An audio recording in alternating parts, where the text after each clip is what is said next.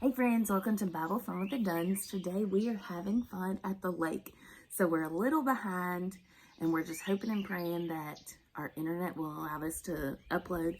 But thankfully Obadiah is a super short chapter or book. And it's a chapter. It's the shortest book of the Old Testament. Correct. And so what it's about, what's going on here really fast, it's a prophetic book. And it is talking about the two families, the main people here that God is talking to through his prophet is the people group of Edom. And so it comes back to Abraham had Isaac. Isaac had Jacob and Esau. Well, remember, God calls Jacob the Israelites and he calls Esau the Edomites. And so here we are, and we have the Babylon captivity, and they come and they conquer the Israelites. And here's the brothers over here, the Edomites, and they're like, ha ha, our brother, he's conquered. In fact, let's go jump on that while they're weak and they're not in a good place. Let's go steal from them. Let's go take them into captivity. Let's even kill some of them. And so they're in a place where they're making fun of their own brother people group for bad things that are happening to them, and they're like pointing and laughing, and I just picture siblings, and it's just sad in the way that they're acting. And God's like, hold up, that's not okay. We're not allowing this to happen.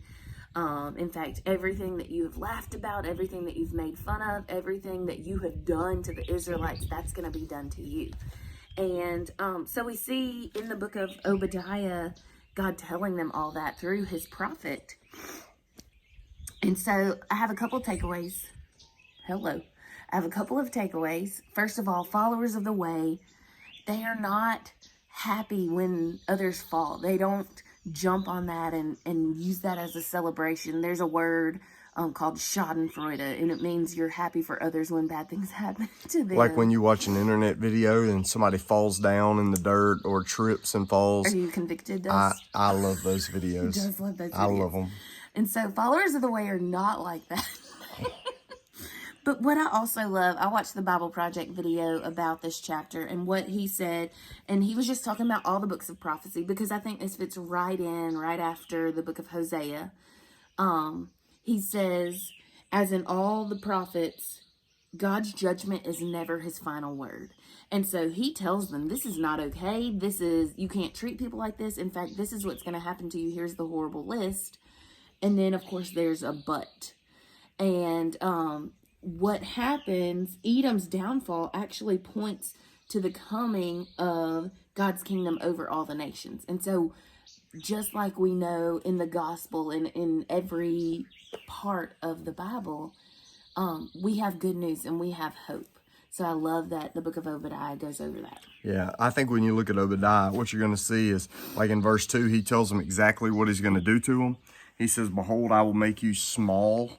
The other word is paltry among the nations. And the Edomites had kind of built their civilization high in a mountain.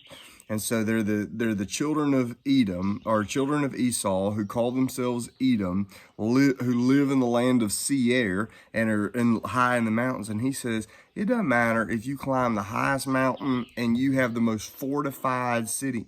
He said, the thing that protects you is not the geography. The thing that protects you has always been me, because of the family you came from. But when you turned your back in hatefulness on your brother, and you betrayed them, that betrayal is going to cost you. And it's kind of what the New Testament is going to tell us, that we are to love our neighbors as we love ourselves. And Sunday morning, I'm going to preach out of this book. I don't know if I've ever preached out of Obadiah. I've taught out of it, but I've never preached out of it before. And the idea is, if there's anybody we think we ought to be able to trust in this world, it's probably family. But when family becomes the enemy, family, that's not just an attack. That's a betrayal. And that God watches how we treat one another, but he especially is watching here what's happening to how these people are treating family. Of all of humanity's conflicts, The most difficult ones to resolve are family. This is why we're told to treat our neighbors as ourselves. We don't treat them just as family. We treat them the way we would treat us. And so the breaking of this is why that these people are in trouble. So we'll see you Sunday morning. Hope you enjoyed the book. Bye. Bye.